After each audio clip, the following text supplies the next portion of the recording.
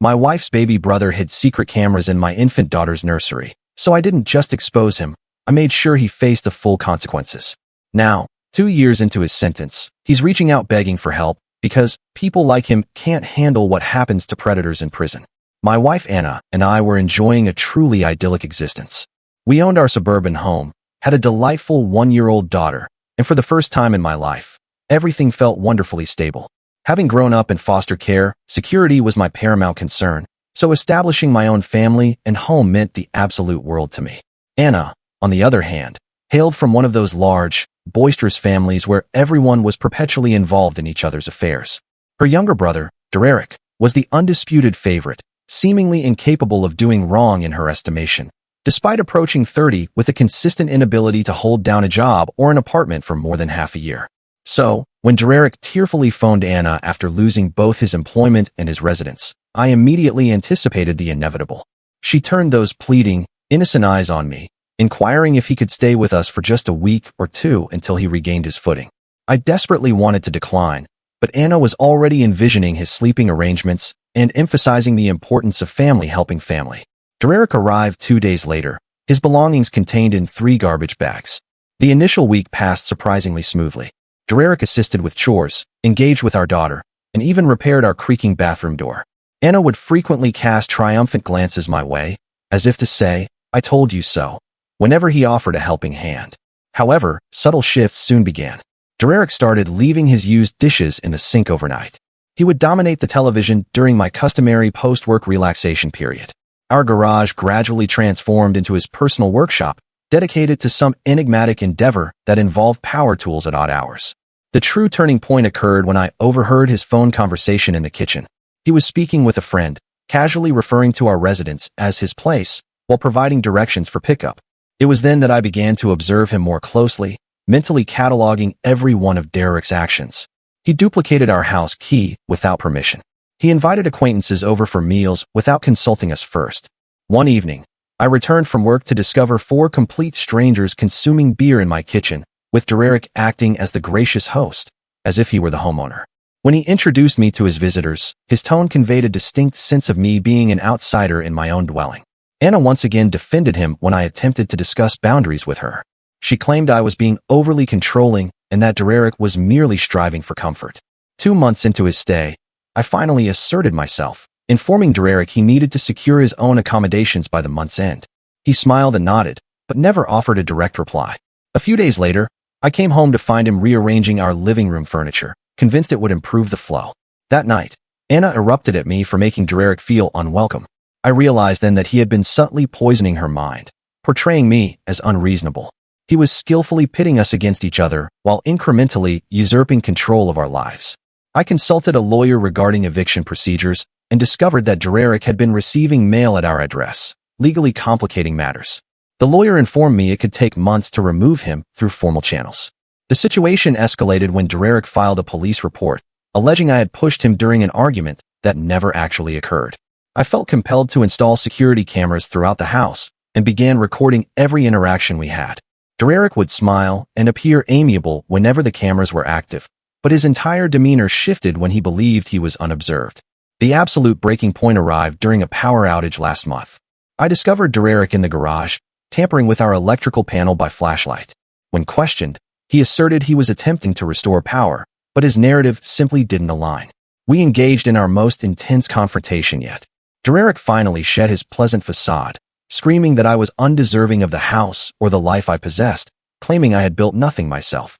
He declared that individuals like me, who grew up in foster care, would never comprehend genuine family loyalty. Anna witnessed the entire exchange and, at last, saw Derek for who he truly was. She instructed him to depart immediately, but Derek merely chuckled, stating no one could compel him to leave. I meticulously documented every unauthorized purchase he had made, every boundary he had violated, and every falsehood he had uttered.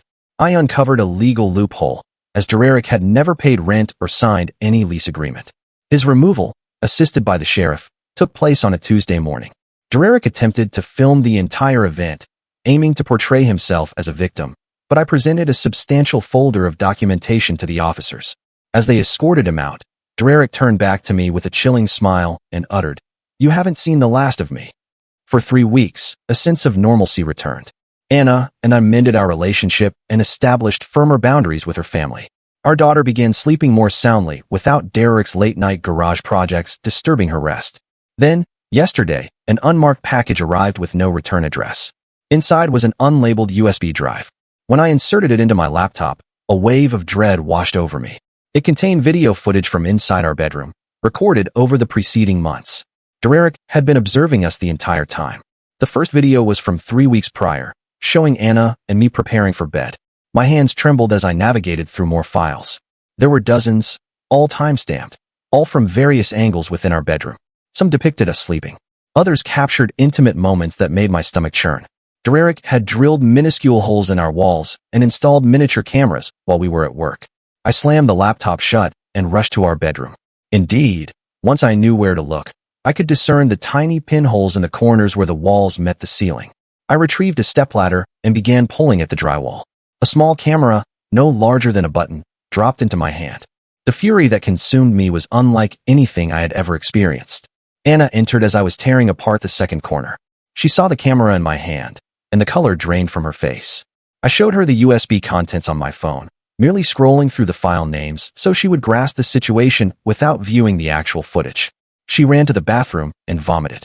We spent the next 3 hours meticulously searching every room. We discovered cameras in the bathroom, the nursery, even inside the air vents. Derek had transformed our entire home into his personal surveillance system. Each new discovery fueled my anger. This was not merely an invasion of privacy. It was a calculated act, planned over months. I immediately contacted the police. 2 officers arrived within the hour, and I showed them everything. They collected the cameras as evidence and took the USB drive. One officer remarked that this was the 3rd such case they had encountered that month. Apparently, hidden camera technology had become so inexpensive and readily available that these violations were growing more prevalent. The detective assigned to our case called the following morning. She had reviewed some of the footage and confirmed it was undeniably recorded in our home. But then she delivered a bombshell. Derek had already contacted them first, asserting the cameras were his property that we had stolen when we evicted him. He claimed he had installed them for security purposes during his stay, and we had no right to remove them. I could not believe what I was hearing. The detective explained that because Derek had resided in our home, even temporarily, the legal situation was intricate. She advised us to immediately retain a lawyer and file for a restraining order. In the interim, they would investigate both sides of the story. Anna spent the day phoning every family member, cautioning them about Derek. Most initially disbelieved her. Derek had already disseminated his version of events, portraying us as the villains who had cast him out onto the street. Her parents were particularly resistant to the truth. They continuously insisted there must be some misunderstanding. That afternoon, I received a call from an unknown number. Against my better judgment, I answered. It was Derek. He spoke calmly, as if we were discussing the weather. He stated he possessed backup copies of all the videos, and if we did not withdraw the police report, he would ensure everyone we knew saw them. When I informed him that constituted blackmail, he laughed and said, "Good luck proving it." I recorded the entire conversation on another device. Derek was arrogant enough to confess he had been observing us for months. He asserted he deserved compensation for the emotional distress we had caused by evicting him. He demanded $50,000, or the videos would appear online. I kept him talking, prompting him to reveal more specifics about when and how he had installed the cameras. After hanging up, I immediately sent the recording to our lawyer and the detective. Both affirmed it would significantly aid our case. But Derek must have realized his error, because an hour later, his lawyer contacted ours. Suddenly, Derek was claiming I had manipulated the recording, that I was attempting to frame him. The ceaseless accusations were draining. We could not remain in the house, knowing what had transpired there. Anna took our daughter to her sister's residence 2 hours away while I grappled with the legal quagmire. I spent my days meeting with lawyers, speaking with police, and attempting to comprehend how someone I had welcomed into my home could violate us so utterly. The investigation revealed Derek had acquired the cameras months before moving in with us. He had meticulously planned this from the outset. The detective uncovered receipts and online orders dating back to when he first lost his apartment. This was not merely opportunistic, it was premeditated. Our lawyer initiated a civil suit alongside the criminal charges. We sought damages for invasion of privacy, emotional distress, and the expense of making our home habitable again. Derek countered with his own lawsuit, alleging we had damaged his property and infringed upon his rights as a tenant. The legal expenditures rapidly accumulated. 3 days after the initial discovery, I received another package. This time, it contained printed screenshots from the videos with a note. Drop everything, or these go to your workplace. I recognized Derek's handwriting. He was escalating, growing desperate. I handed this evidence over to the police as well. The detective informed us they had executed a search warrant at Derek's current location, a friend's apartment where he was residing. They found multiple hard drives containing not only our videos, but also footage from at least 2 other homes where Derek had previously stayed. We were not his initial victims. This revelation altered everything. The other families came forward with similar accounts. Derek would move in, feigning hardship, install cameras, and exploit the footage for blackmail after being requested to leave. One family had paid him $20,000 to erase their videos. Another was still grappling with the trauma 2 years later. The prosecutor upgraded the charges to include multiple counts of voyeurism, extortion, and criminal harassment. Derek's lawyer attempted to argue the cameras were for home security, but the placement and nature of the footage rendered that defense absurd. No security system necessitates hidden cameras in bathrooms and bedrooms. Anna wrestled with profound guilt over introducing Derek into our lives. She had trusted him implicitly, defended him against my concerns, and now felt responsible for the outcome. I reminded her that Derek was a master manipulator who had deceived numerous families. This was not her fault, but the trust between us had suffered a blow that would require time to mend. We had to engage a specialized company to sweep our house for any remaining devices. They discovered 2 more cameras Derek had concealed so expertly even the police had missed them. The cost was astronomical, but we could not reside there without absolute certainty that every camera was gone. The psychological burden of never feeling secure in your own home is difficult to articulate. Derek's family finally began to acknowledge the truth when the news broke about the other victims. His parents telephoned Anna, weeping, apologizing for their disbelief. They disclosed that Derek had always been manipulative, even as a child, but they had harbored hopes he would outgrow it. Instead, he had merely perfected his craft. The criminal trial was scheduled for 6 months out. In the interim, Derek persisted with his harassment campaign. He created fictitious social media accounts to disseminate lies about us. He dispatched packages to my workplace, alleging I was the one who had installed the cameras. Each fresh attempt was documented and added to the case against him, but the constant vigilance was exhausting. Our daughter was too young to comprehend the unfolding events, but she sensed the tension. She became clingy, crying whenever we left the room. We initiated family therapy to help process the trauma and shield her from the long-term repercussions. The therapist specialized in cases involving privacy violations and helped us understand we were not alone in this. I immersed myself in research concerning hidden cameras and tenant rights. I learned about the legislative gaps that individuals like Derek exploit. In many states, the laws had not kept pace with the technology. What Derek inflicted upon us was unequivocally wrong, but proving it legally was more intricate than it ought to have been. The support group for victims of voyeurism became a lifeline. Hearing others' stories, learning how they had re-established their sense of security, offered us hope. Some had been coping with the aftermath for years. Others had successfully prosecuted their perpetrators and moved forward. All of them understood the distinct violation of having your most private moments stolen.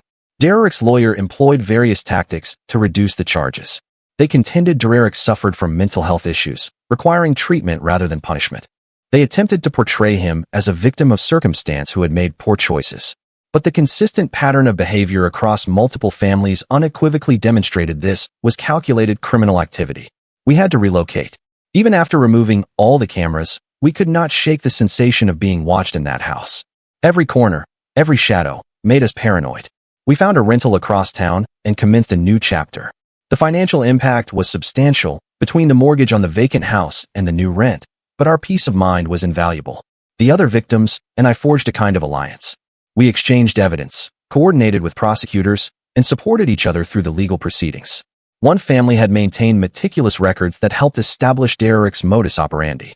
Another had captured him on their own security cameras, installing his covert devices. Together, we constructed an ironclad case. Derek made one final attempt to contact me directly, appearing at my workplace.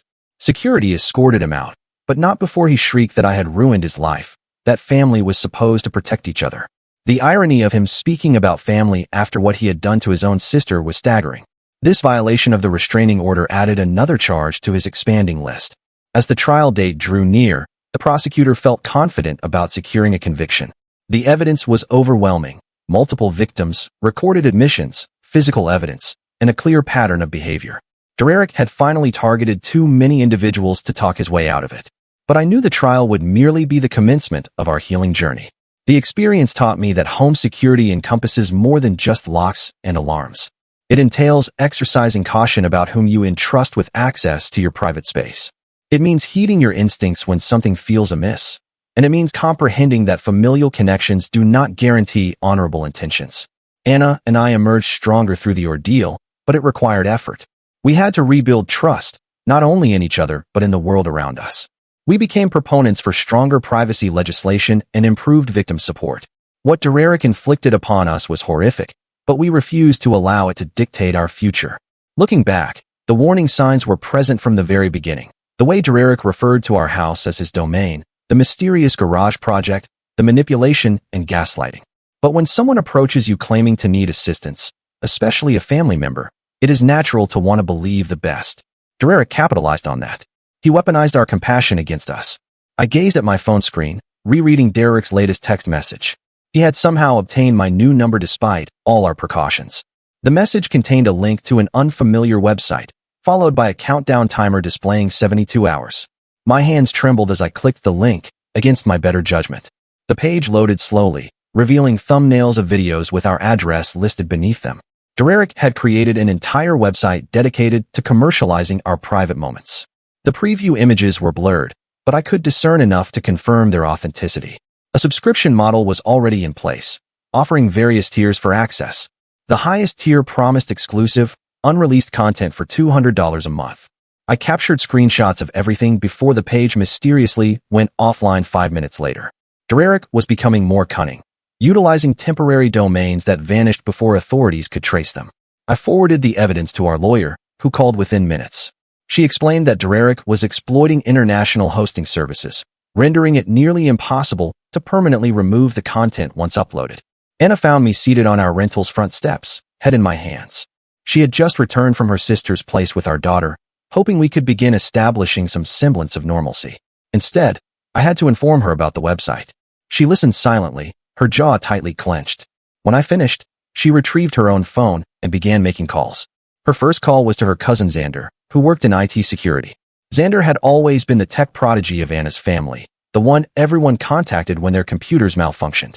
Within an hour, he was at our door, laptop bag in hand, and a grim expression. He spent the next 6 hours tracing Derek's digital footprint, uncovering breadcrumbs across multiple platforms. What Xander discovered exacerbated our predicament. Derek had not merely created one website. He had established accounts on numerous platforms, each with different usernames, but all containing our content. Some were on mainstream sites with lax moderation. Others were in darker corners of the internet where anonymity reigned. Derek had even created fake social media profiles using our photographs, promoting the videos to specific communities. The following morning brought another surprise. Our elderly neighbor knocked on our door, holding a package that had been mistakenly delivered to her address. It was addressed to Anna's maiden name, which she had not used in years. Inside was a burner phone with only one number saved. When we activated it, text messages began inundating us from Derek. He desired a meeting, claiming he had a business proposition that would benefit everyone. He asserted he could make all the websites vanish if we simply heard him out. The messages grew increasingly frantic as hours passed without a response.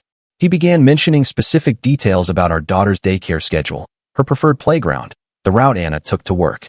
We immediately withdrew our daughter from daycare, and Anna took a leave of absence from her job. The threat was no longer solely about privacy invasion. Derek was escalating to implied physical danger. Our lawyer advised us to document everything, but cautioned that proving intent to harm would be challenging without direct threats. That weekend, Anna's parents arrived unannounced.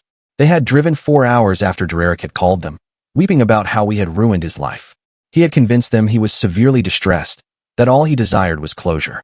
They implored us to meet with him just once, under supervision, to help him move on. The manipulation was masterful. He had transformed our refusal to engage into evidence of our cruelty. I observed Anna grappling with her parents' pleas. These were the individuals who had raised her, who had always been there for her. Now Derek was compelling her to choose between their wishes and our safety. She finally informed them about the websites, showing them sanitized evidence on Xander's laptop.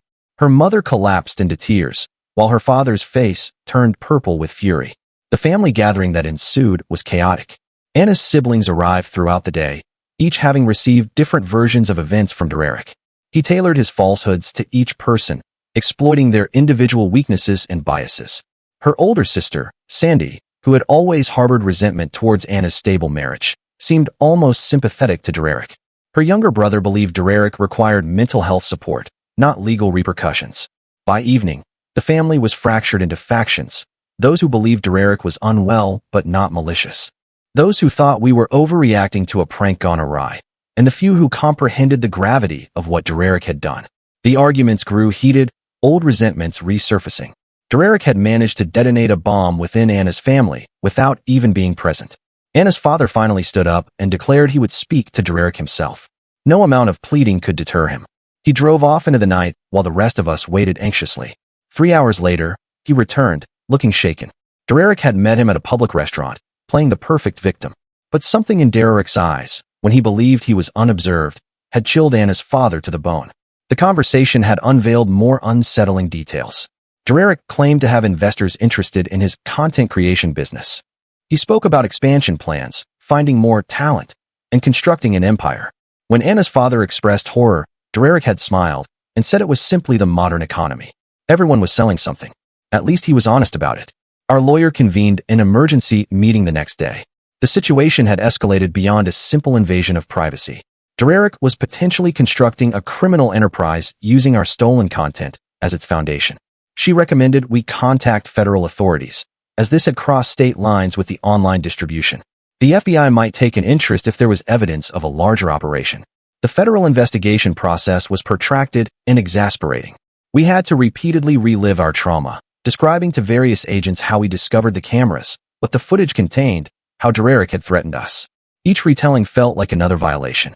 Meanwhile, Derek continued to operate freely, protected by the slow pace of justice. Anna resolved to take matters into her own hands. She reached out to other victims Derek had targeted, building a network of survivors. Together, they created their own website, documenting Derek's crimes, cautioning potential future victims. They shared their stories anonymously, generating a paper trail that could not be disregarded.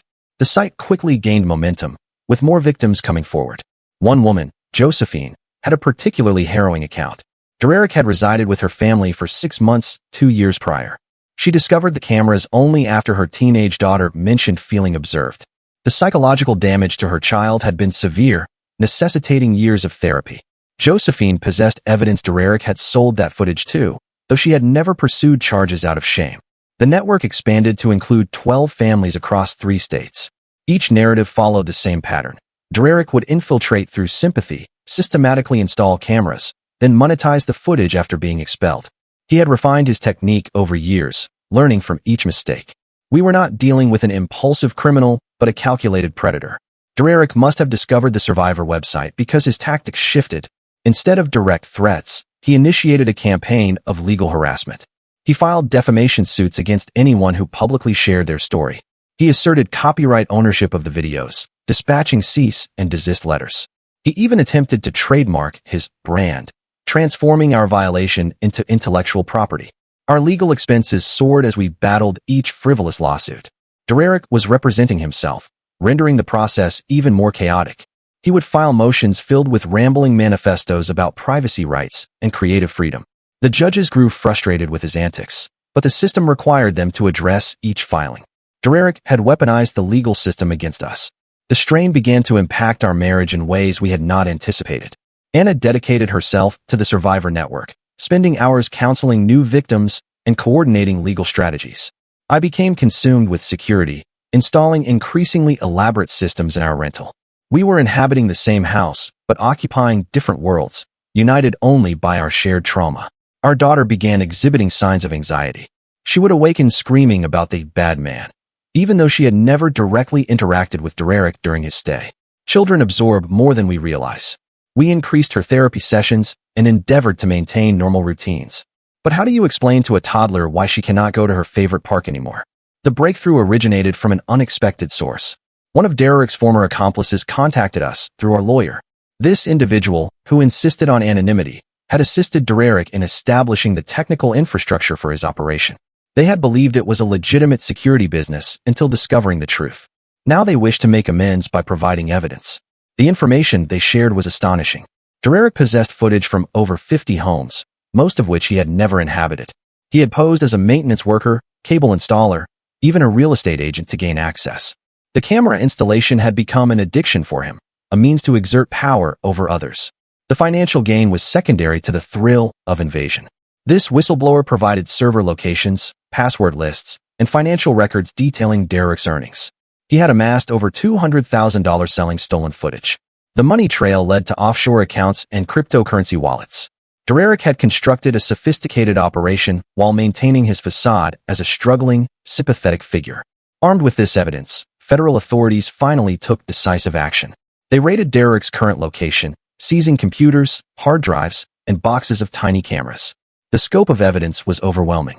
Derek had kept meticulous records, apparently intending to compose a book about his experiences. His narcissism had inadvertently created a perfect trail of evidence. But Derek was not present during the raid. He had vanished 2 days earlier, leaving behind only empty hardware and a note stating he had gone to expand internationally. Security footage showed him at the airport, but the trail went cold thereafter. He had been planning his escape while we had been constructing our case. The manhunt commenced immediately. Derek's photograph appeared on law enforcement websites. His bank accounts were frozen, his passport flagged, but he had had months to prepare, possibly creating false identities and establishing safe houses. The investigator cautioned us he might have associates we were unaware of. Anna's family was devastated by the revelation of Derek's true nature. Her parents aged years and weeks, blaming themselves for enabling him. Her siblings struggled with guilt over defending him. The family gatherings that had once been chaotic but loving became strained affairs filled with unspoken recriminations. We hired a private investigator to supplement law enforcement efforts. She specialized in cybercrime and possessed connections in the darker corners of the internet where Derek might be operating. Within days, she had found new websites appearing with similar content, suggesting Derek was still active despite being a fugitive. The psychological burden of knowing Derek was at large, free, and potentially observing US was crushing. Every unfamiliar vehicle in our neighborhood sent our hearts racing. Every unexpected package caused us to panic. We existed in a constant state of hypervigilance that exhausted us physically and mentally. Our daughter absorbed our fear, becoming increasingly clingy and anxious. I began experiencing panic attacks at work. The sensation of being watched, even in secure environments, became overwhelming. My productivity plummeted. My boss was understanding at first, but patience wore thin as weeks turned into months. The career I had worked so diligently to build began crumbling under the weight of Derek's ongoing torment. Anna found solace in assisting other victims in navigating the legal system. She became an expert in privacy laws and victims' rights. Her work with the Survivor Network provided her with purpose, but it also meant she was constantly immersed in stories of violation and betrayal. She would return home emotionally drained, with nothing left for our own healing. The private investigator made a disturbing discovery. Derek was no longer working alone. He had connected with an international ring of similar criminals who shared techniques and content. The network operated like a twisted franchise, with Derek as one of many content providers. Our violation had become part of a global criminal enterprise. This revelation expanded the scope of the investigation. International law enforcement agencies became involved. The case was no longer solely about one man's crimes, but about dismantling an entire network. We were requested to testify before various committees and agencies, each time reliving our nightmare for a new audience. The media finally picked up the story, though we had attempted to maintain anonymity. A tech journalist had been investigating the proliferation of hidden camera crimes, and our case became a central piece of her exposé. Suddenly, our private nightmare was public consumption. Reporters called incessantly, desiring interviews and exclusive details. We made the difficult decision to go public with our story. Concealment had not protected us, and perhaps visibility would aid other victims. The interview process was grueling. Sitting under studio lights, describing the most violating experience of our lives to millions of strangers, felt like another form of exposure, but it also felt like reclaiming some power. The public response was mixed. Most people expressed sympathy and outrage, but there were also those who blamed us for allowing Derek into our home, who asserted we should have known better. The victim blaming was particularly painful, emanating from individuals who could not comprehend how masterfully Derek had manipulated everyone around him. Our story inspired legislation in several states, strengthening penalties for hidden camera crimes. We testified before state legislatures, sharing our experience to help craft better protections for future victims. It was arduous work, but it imbued our suffering with meaning. If we could prevent one family from experiencing what we had, it would be worthwhile. Derek was finally apprehended 6 months after his disappearance. He had been concealing himself in plain sight, working at a tech repair shop under a false identity. A customer recognized him from the media coverage and alerted authorities. The arrest footage depicted Derek smiling calmly as they led him away, as if he had been anticipating it all along. Trial preparation commenced immediately. Prosecutors cautioned us it would be a lengthy process, with Derek once again representing himself. He had transformed the courtroom into his stage before and would likely do so again. We braced ourselves for months of legal theater while Derek portrayed himself as a victim to anyone who would listen. But first came the extradition hearings, as Derek had been arrested in a different state.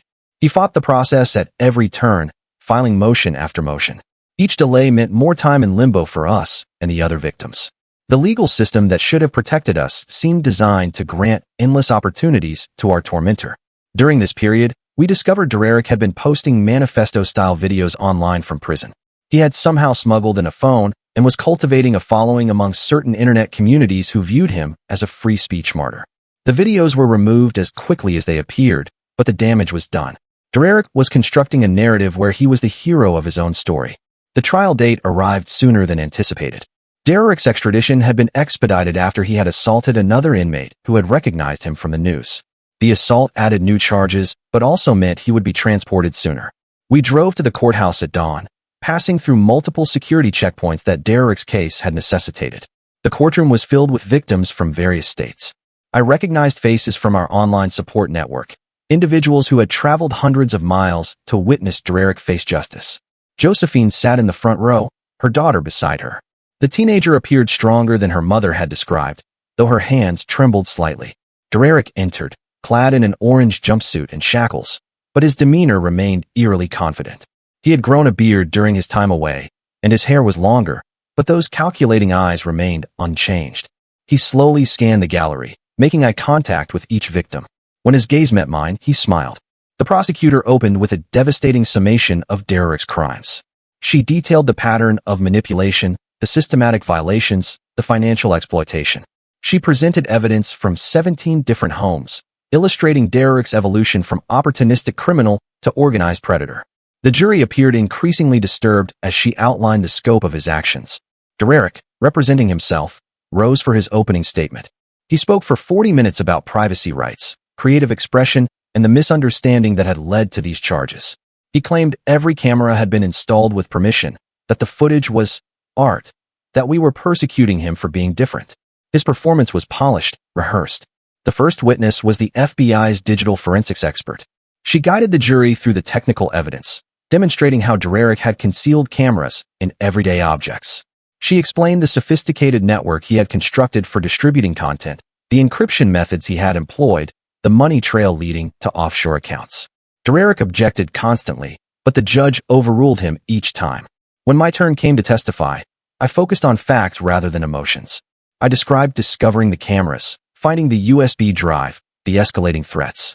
I played the recording of Derek's blackmail attempt, his voice filling the courtroom as he demanded $50,000. The jury leaned forward, absorbing every word. Derek's cross-examination was brutal. He questioned my character, my parenting, my marriage. He suggested I had been aware of the cameras all along, that this was an elaborate scheme to extort money from him. He brought up my foster care background, implying I was damaged, unreliable. The prosecutor objected repeatedly, but Derek had made his insinuations. Anna testified next, her voice steady despite everything. She detailed how Derek had manipulated family dynamics, turned relatives against each other, exploited their trust. She presented emails and text messages showing his gradual escalation. When Derek attempted to portray her as a vindictive sister, she simply pointed to the evidence. The facts spoke louder than his theatrics. The procession of victims continued for days. Each person shared their story, building an undeniable pattern. Derek's confidence began to waver as witness after witness described identical experiences. His objections grew more frantic, his questions more aggressive. The judge repeatedly cautioned him about courtroom behavior. The technical evidence was overwhelming, and prosecutors presented receipts for camera purchases dating back 5 years. They showcased Derek's own notes, planning installations in homes he had not even visited yet. They played excerpts from his prison videos where he had essentially confessed while constructing his martyr narrative.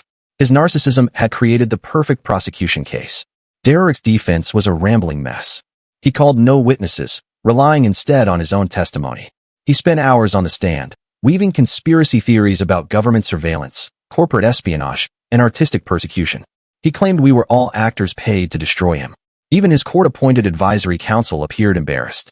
The smoking gun came from Derek's former accomplice, who testified via video link from a secure location. They detailed Derek's operation from the inside, explaining how he had recruited others, taught them installation techniques, shared profits from content sales. They produced chat logs where Derek boasted about his collection, rating different homes by their potential value. During a recess, Derek's parents approached us in the hallway. They looked broken, aged beyond their years. His mother apologized through tears, stating they had created a monster by consistently excusing his behavior.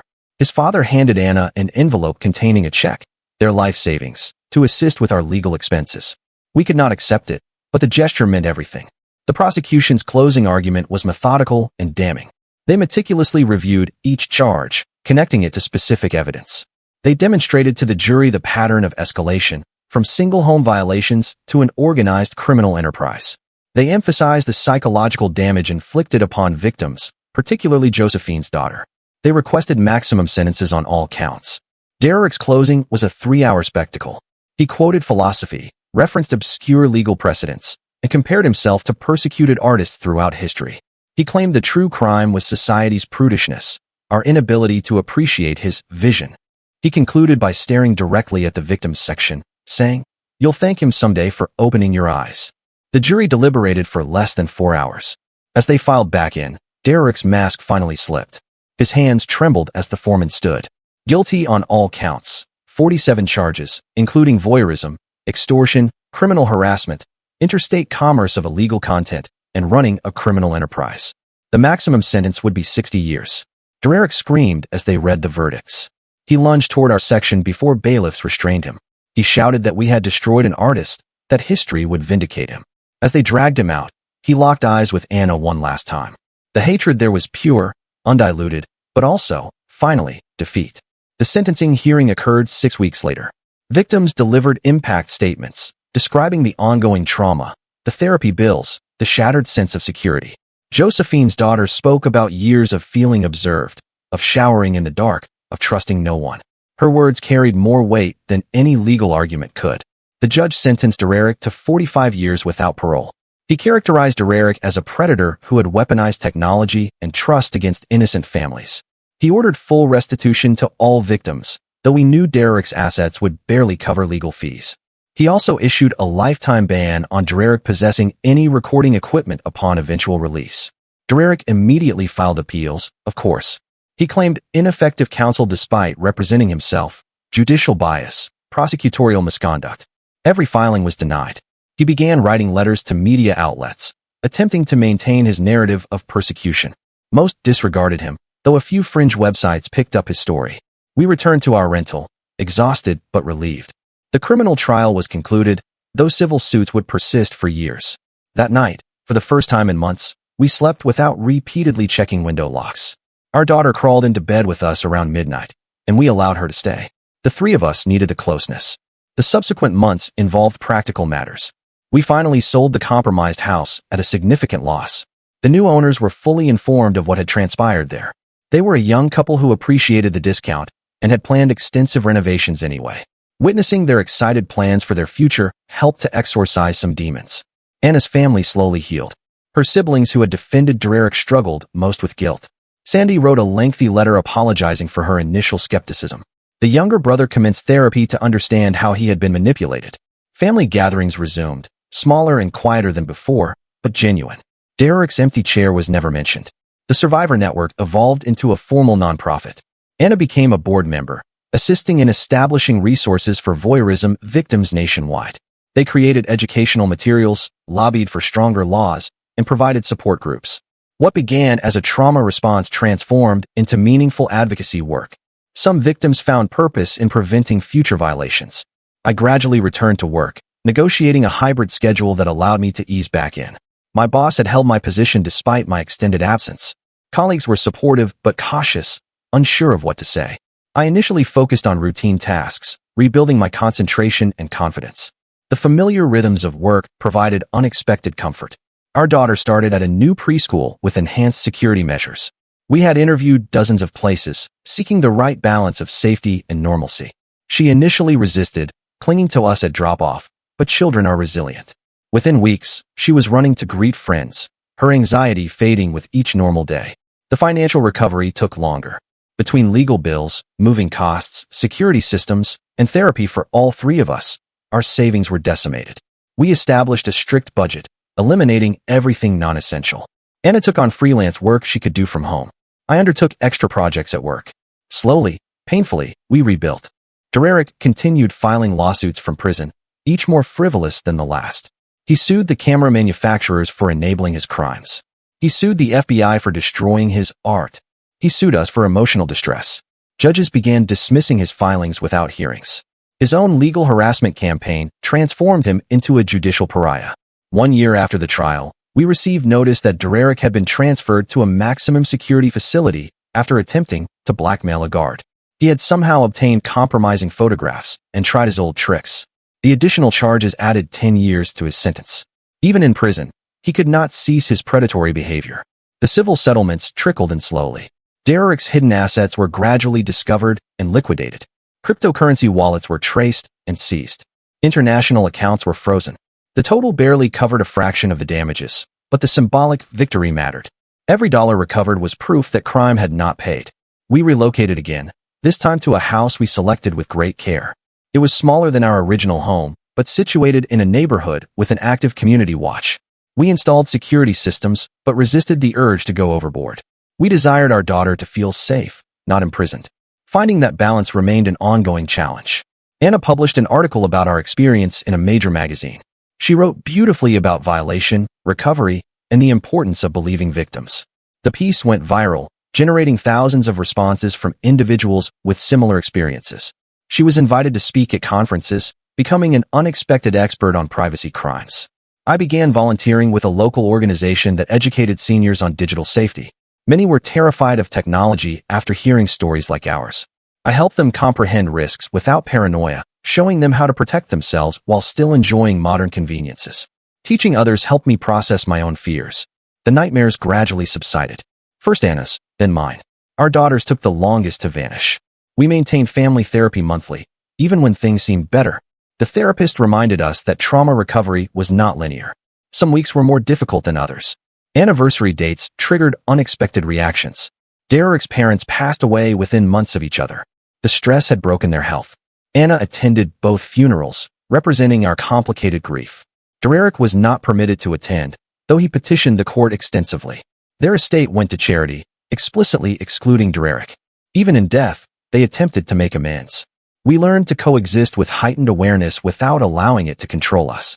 Every rental property was thoroughly inspected. Every house guest was meticulously vetted. We became those individuals who read privacy policies and covered laptop cameras. But we also learned to laugh again, to trust selectively, to rebuild joy. 3 years after everything commenced, I returned home to find Anna teaching our daughter to ride a bicycle in our driveway. The sun was setting, casting long shadows across the pavement. Our daughter wobbled, caught herself, and pedaled furiously forward while Anna jogged alongside. Their laughter echoed off neighboring houses. I stood watching them, remembering how Derek had stolen such simple moments from us. But here we were, creating new ones, not unscarred, but unbroken. Our daughter would mature more cautious than we had hoped, but also enveloped by love and fierce protection. We had discovered our new normal. That night, Anna and I sat on our porch after putting our daughter to bed. We did not speak of Derek, or trials, or trauma. We discussed weekend plans, grocery lists, a movie we wished to see, ordinary conversations that felt like miracles. The porch light flickered, likely needing a new bulb. Neither of us panicked. Our phones buzzed simultaneously. The Survivor Network had helped pass new legislation in another state, stronger penalties, better victim support, clearer definitions of digital voyeurism. Anna smiled, squeezing my hand. We had transformed our worst experience into something meaningful. Derek had attempted to destroy us. Instead, he had inadvertently created an army of advocates. As we headed inside, I noticed our daughter had left her art project on the kitchen table, a crayon drawing of our family. 3 stick figures holding hands under a yellow sun. She had drawn us all the same size, equally important. At the bottom, in shaky letters, My safe family. We hung it on the refrigerator, covering the emergency contact list we had kept there since Derek's arrest.